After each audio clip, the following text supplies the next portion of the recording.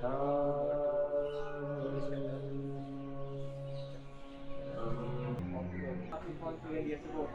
original artificial, you can pray in this place. Hello welcome back to my channel guys. तो आज मैं आप देख सकते हैं मैं अभी बाहर के किसी लोकेशन पे हूँ। तो अभी मैं रास्ते में हूँ। ये हमारी ट्रेवल सीरीज़ चल रही है। तो मैं अब थोड़ा सा पटना से हट के थोड़ा आप लोगों को बिहार की खूबसूरती दिखाने जा रहा हूँ। तो बिहार की खूबसूरती में राजगीर, बोधगया, बहुत कुछ। तो अभी ये जो सीरीज़ आने वाली है बोधगया की आने वाली है, और इसमें बहुत सारे एपिसोड्स आएंगे, पार्ट्स आएंगे। इसमें मैं कह सकते 2 वीडियो या फिर 3 वीडियो पार्ट्स आएंगे। तो इस पार्ट्स को देखते रहिएगा और इस हमारे पार्ट्स को, बोधगया जर्नी को लव दीजिएगा भाई। तो ये वीडियो यहीं पे चालू होती है और अब बने रहिए हमारे सफ़र में। मिलते हैं आपको बोधगया में।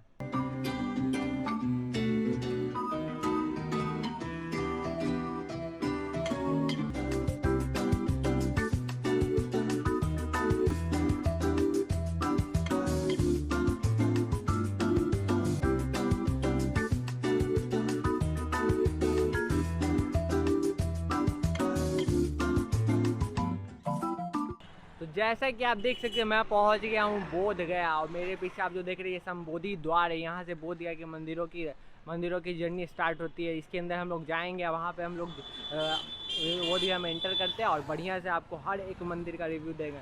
ये वीडियो के बहुत सारे पार्ट्स भी आएंगे क्योंकि एक वीडियो बहुत लंबी हो जाएगी, इसलिए हम लोग छोटा छोटा करके इस वीडियो को डालेंगे। छोटा नहीं है, ये ट्रिप थोड़ा सा बड़ा है, हम लोग का 2 दिन का ट्रिप है। तो हम लोग इस 2 दिन में कोशिश करेंगे आपको बोधगया या गया में जो भी बढ़िया चीज़ है वो दिखाते हैं। तो आज सिर्फ ये दोनों नहीं, अभी 2 सरप्राइज और है जो आगे आपको बोधगया में दिखता था। Stay tuned.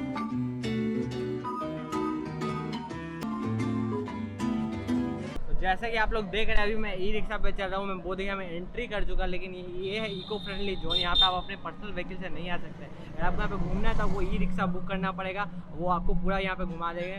तो अभी हम लोग ई रिक्शा में चल रहे हैं। मेरे साथ ये राहुल है। राहुल, कैसा लग रहा है बोधगया घूम के ई रिक्शा पे? अभी और ट्रिप होगा भाई। आज बोधगया घूम रहे हैं, कल मंदिर जाना बाकी है। मेन मंदिर जा रहे हैं हम लोग अभी, बोधि मंदिर। अब बोधि मंदिर सबसे मतलब सबसे घूमने वाली चीज़ अगर कोई बोधगया में तो वो बोधि मंदिर। एज पर आवर इन्फॉर्मेशन जो हम लोग को पता है, पर आगे देखते हैं। तो जा रहे हैं मेन मंदिर, इसको कहते हैं महाबोधि मंदिर। आप पीछे से देख रहे होंगे उसका छोटा सा पार्ट है, वो शायद दिखे। तो वो महाबोधि मंदिर हम लोग जा रहे हैं। वहाँ पे कहा जाता है कि वो बोधि ट्री जो था जिसमें गौतम बुद्ध ने कहा जाता है, इसमें जो बोधि मंदिर है जिसमें गौतम बुद्ध ने ज्ञान लिया था, ज्ञान मिला था उस ट्री के नीचे, वो यहीं पे है। तो वो बोधि मंदिर की वजह से इस टेम्पल का नाम है बोधि ब्रिज की वजह से इस टेम्पल का नाम है बोधि मंदिर। यहाँ पे सिक्योरिटी सबसे ज़्यादा टाइट है, यहाँ पे फ़ोन ले जाने में नहीं मिलता है। तो कोशिश करते हैं, देखते हैं। यहाँ पर कैमरा शायद ले जाने देता है, हम कैमरा का टिकट कटवा के चलते हैं, आपको दिखाने की कोशिश करते हैं। तो चलिए। यहाँ पर प्रॉब्लम एक चीज़ है ना कि बोधगया में आप मंदिर में बहुत ज़ोर से बोल नहीं सकते। ब्लॉगिंग थोड़ा मुश्किल कर दे रहा है ये मेरा, क्योंकि भाई बहुत लिमिटेड अमाउंट में बहुत धीरे बोलना पड़ता है, क्योंकि लोग भी हैं और ये मॉन्क की जगह, मॉन्क लोग शांत रहता है, शांत पसंद है। उधर बोर्ड पे साफ साफ लिखा होता है कृपया धीरे बोल। तो उसके लिए थोड़ा सा माफ़ कीजिए। बाकी आप देखिए, एंजॉय कीजिए वीडियो। हम लोग महाबोधि मंदिर जा रहे हैं। हम लोगों ने जूते जमा कर दिए हैं, अपना बैग बस रखने को मिला है। बाकी अब कैमरा के लिए टिकट भी ले लिया है, तो अब हम अंदर चलते हैं। मोबाइल भी नहीं है हम लोग के पास, कैमरा फोटो भी नहीं खींच सकते। तुमको क्या, मेरे पास कैमरा है, तुम वीडियो में आ रहे हो, तुम फोटो लेके क्या करेगा? तो आगे बढ़ते हैं, देखते हैं।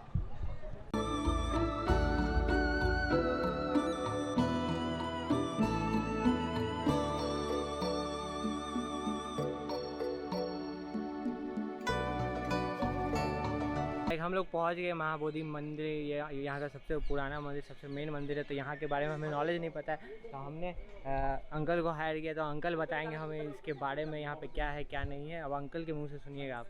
महाबोधि टेम्पल, इस महाबोधि टेम्पल का बिहाइंड में वो महाबोधि ट्री है जो 600 BC में यहाँ पे प्रिंस सिद्धार्थ राजकुमार ने आकर महाबोधि ट्री के नीचे उन्होंने बैठकर मेडिटेट कर बैसाख का पूर्णिमे के दिन उन्होंने ज्ञान का प्राप्ति किए थे। ज्ञान प्राप्ति होने के बाद में लॉर्ड बुद्धा ने इस महाबोधि टेम्पल की प्रांगण में उन्होंने 1 वीक कर उन्होंने 7 वीक यहाँ पे मेडिटेट किए थे। 7 वीक मेडिटेट करने के बाद में लॉर्ड बुद्धा ने इस जगह को छोड़कर यहाँ से उन्होंने नेक्स्ट प्लेस वो सारनाथ को प्रदान किए थे। जो सारनाथ जाने के बाद में लॉर्ड बुद्धा ने वो सबसे पहला स्पीच किए थे। बुद्धं शरणं गच्छामि, धर्मं शरणं गच्छामि, संघं शरणं गच्छामि। तो बुद्ध जाने के बाद में 3rd सेंचुरी बीसी में महाराजा अशोका आए। जो महाराजा अशोका ने ये टेम्पल नहीं बिल्ड कर एक स्तूपा बिल्ड कर उन्होंने छोड़ दिया था इसे। उस पीरियड में लोग अशोका का पीरियड में स्तूपा और महाबोधि ट्री और बुद्ध को चरणों की पूजा करते थे। अशोका का जाने के बाद में आपको 4th सेंचुरी एडी में गुप्ता डायनेस्टी में ये मंदिर का फुल कंप्लीट आपको चंद्रगुप्त मौर्य राजा ने किए थे। इस टेम्पल की हाइट आपका बटम टू टॉप 180 फीट मंदिर का टोटल हाइट है। ये टेम्पल कंप्लीट होने के बाद में 12th सेंचुरी 5 एडी में एक इस्लाम मोहम्मद बख्तियार खिलजी ने नालंदा यूनिवर्सिटी को जलाते हुए आकर इस टेम्पल को डायरेक्ट टॉप और 30 फीट मंदिर को ब्रोक कर दिए थे और फिर इस मंदिर को ज़मीन के नीचे से सारे स्टैचू और स्तूपा को ये पूरा एरिया को ऊपर से 30 फीट तक की वो पूरे मिट्टी में ढकवा दिया गया था। तो मिट्टी से ढकवाने के बाद में वो खिलजी चले गए तो 600 साल तक ये कैंटिन्यूअर्स ये प्लेस बिल्कुल मड था, ये कवर। 600 साल के बाद में आपको 1876 में यहाँ पे British governor general Lord Canning ने आकर इस मंदिर की खोदाई और जीर्णोद्धार किए और सारे को रिपेयरिंग किए, वरना ये टेम्पल आगे मोहम्मद बख्तियार खिलजी की पीरियड में मिट्टी के अंदर में दबा हुआ था। तो अभी तो ये हो गया इंट्रोडक्शन, अब आगे चल के दिखाते हैं अंकल हमें और उधर बात करते हैं उस चीज़ों के बारे में।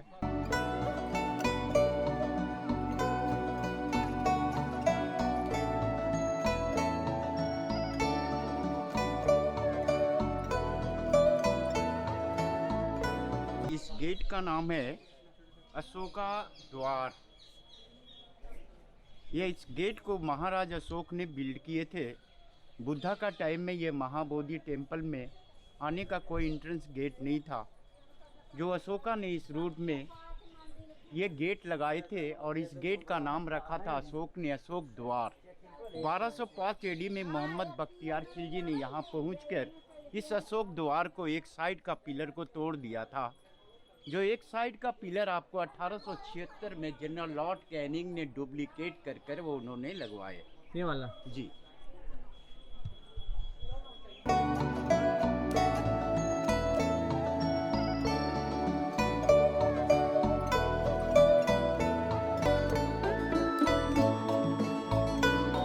मंदिर की साइड में जितने भी स्टैचू है ये सभी पाला डायनेस्टी में बिल्ड किया गया था।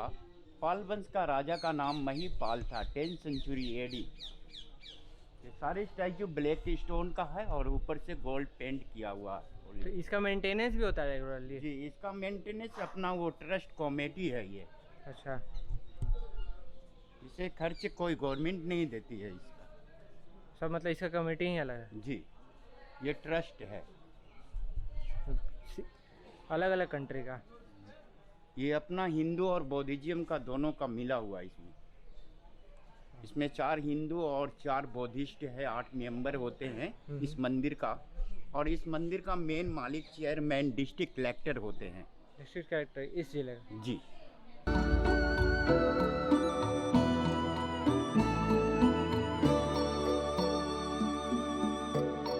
महाबोधि वृक्ष के नीचे राजकुमार सिद्धार्थ ने 600 ईस्वी में वैशाख का पूर्णिमे के दिन ज्ञान का प्राप्ति किए थे। ज्ञान की प्राप्ति करने के बाद जब उन्होंने सारनाथ चले गए तो महाराजा अशोका ने इस ट्री का बगल में एक डायमंड थ्रोन से बुद्ध का आसन बनाए और आसन बनाकर उनका नाम रखा था अशोका ने वज्रासन। वज्रासन जी। ये ट्री भगवान बुद्ध की टाइम से 4th जनरेशन ट्री अभी चल रहा है। फर्स्ट नंबर ओरिजिनल ट्री महाराज अशोक की पत्नी ने कट करवा दिए थे। अशोका ने आपको कलिंगा लड़ाई लड़ने के बाद वो बौद्ध धर्म में आ गए थे। तो बौद्ध धर्म में आने के बाद में जो बुद्ध का ही कल्चर था जो अशोका ने कर लिया था। अशोका भी इनलाइटनमेंट करना चाहते थे, मगर उनकी पत्नी ने सोचा कि ये अशोका जब वो साधु बन जाएगा तो मेरा राज और पाठ को कौन संभालेगा। इसलिए अशोक की पत्नी ने वो ओरिजिनल ट्री को कट करवा दिए थे। First generation tree? जी। ओरिजिनल ट्री को कट करने के बाद में अशोक की लड़का और लड़की ने महेंद्र और संघमित्रा ने एक डाल को लेकर बौद्ध धर्म को टीचिंग करने के वास्ते वो सबसे पहले अशोक उनको श्रीलंका भेज दिए थे, कोलंबो। जो कोलंबो में एक जगह है जो उनका नाम अनुराधापुरम से जाना जाता है। वहाँ पे उन्होंने बोधि ट्री को प्रचार कर वो Sri Lanka, Burma, Thailand, Tibet, Korea, Japan, China, Malaysia, Taiwan, वो पूरे वर्ल्ड में सबसे पहला बौद्ध धर्म को टीचिंग किया गया था। सेकंड ट्री जब उनके रूट से जब वो निकले थे तो एक बंगाल का राजा आए थे जो उन्होंने हिंदू धर्म को मानते थे, बौद्ध धर्म को नहीं। उस पीरियड में यहाँ पे हिंदू धर्म की पूजा पाठ बहुत कम था और बौद्ध धर्म का ज़्यादा पूजा पाठ थे, जो उन्होंने देखकर माइंड में रॉन्ग फीलिंग हो गया था। उन्होंने वो फीलिंग करने लगे कि ये तो बहुत बड़ा यहाँ पे अन्याय है, हिंदू धर्म की कोई मान मर्यादा नहीं है, कोई रिक्वेस्ट नहीं है, कोई पूजा नहीं है। तो सेकेंड ट्री बंगाल का राजा शशांक ने उसे कट करवा दिए थे। थर्ड नंबर ट्री उसी का रूट से निकलने के बाद में वो 6 इयर्स तक थर्ड नंबर ट्री को आयरन का पिलर को लगाकर उस ट्री को बचाया गया था। जो थर्ड नंबर ट्री आपको हैवी रेन, विंड, थंडर से थर्ड नंबर ट्री वो ब्रोक हो गया नेचुरली। जी। अभी जो 9 इन द ट्री है वो 4th जनरेशन ट्री है और रियल आपको 226 ईयर्स आपको ओल्ड है। 26 साल पुराना है जी। ये 4th जनरेशन है। यहाँ से हम लोग चलेंगे।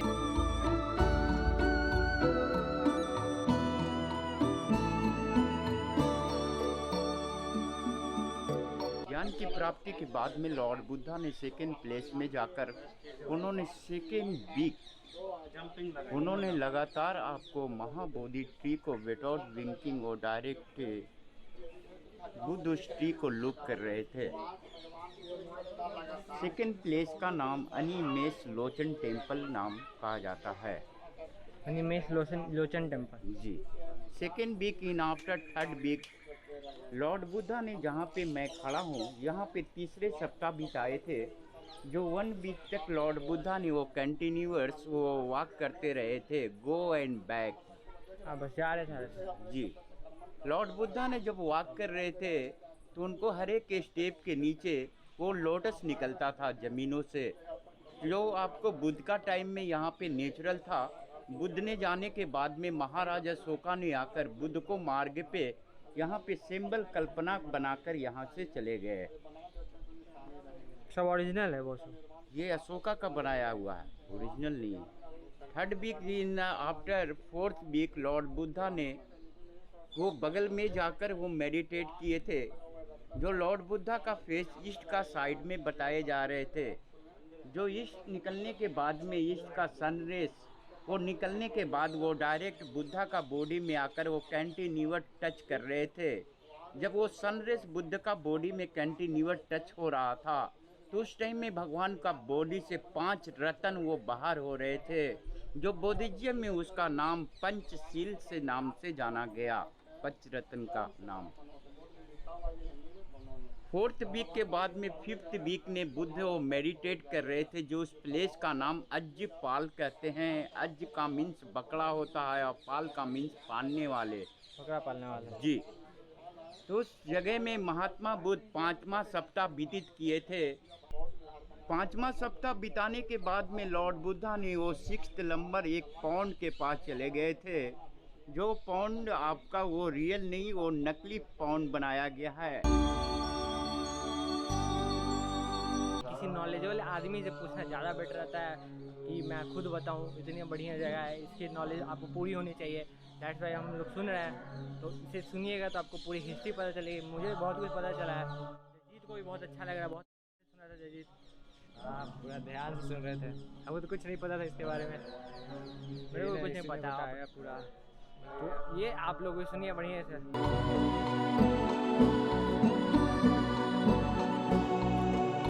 ये महाबोधि टेम्पल है।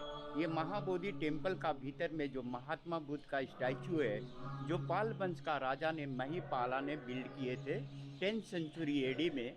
ये स्टैचू ब्लैक स्टोन का है और गोल्ड की पॉलिश किया गया है। 93 में यहाँ पे म्यांमार का मोनिस्टर आए थे, जो ये स्टैचू का बिंदी में वो डायमंड को डोनेट दिए थे, जो उनके ऊपर में डायमंड लगा हुआ है बिंदी में। क्या जाके तो उससे चल के देखते हैं हम लोग। वो मूर्ति मंदिर के अंदर चलते हैं तो आप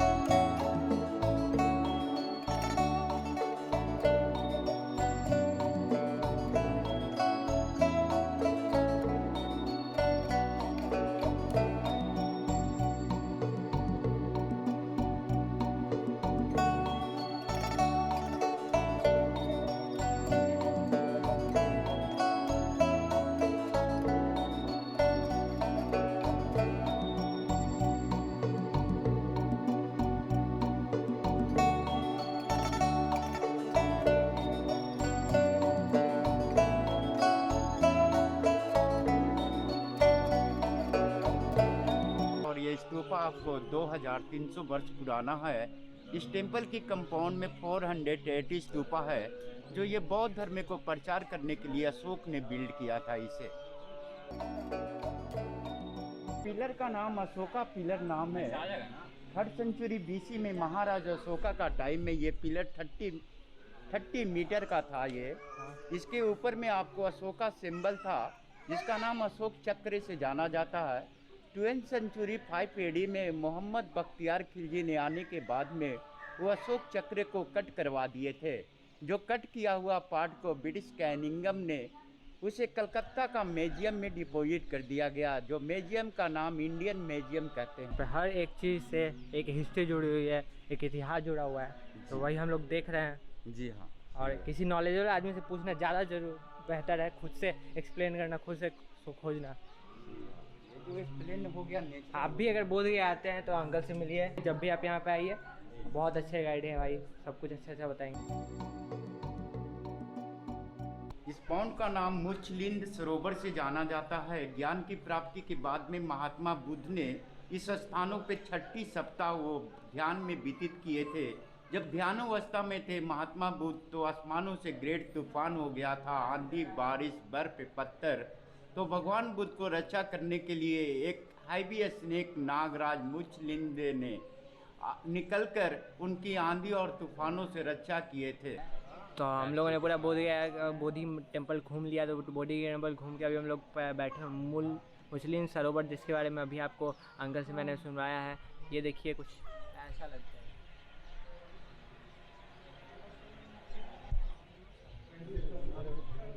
और हमारे सारे दोस्त बैठ के एंजॉय करें नज़ारा का, मेरी तरह।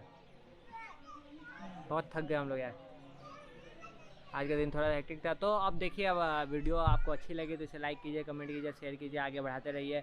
और हो सकता है कि अभी एक वीडियो 2 वीडियो और आए इससे रिलेटेड, तो देखिए। नहीं भी आए तो कोई बात नहीं, दूसरे टॉपिक पे आएगी वीडियो। ऐसे मतलब बस लाइक शेयर सब्सक्राइब करते रहें। तो evening time in Bodhgaya with my friend. इसको कहते हैं जर्नी, इसको कहते हैं एक घूमने का प्लान, शेड्यूल यार।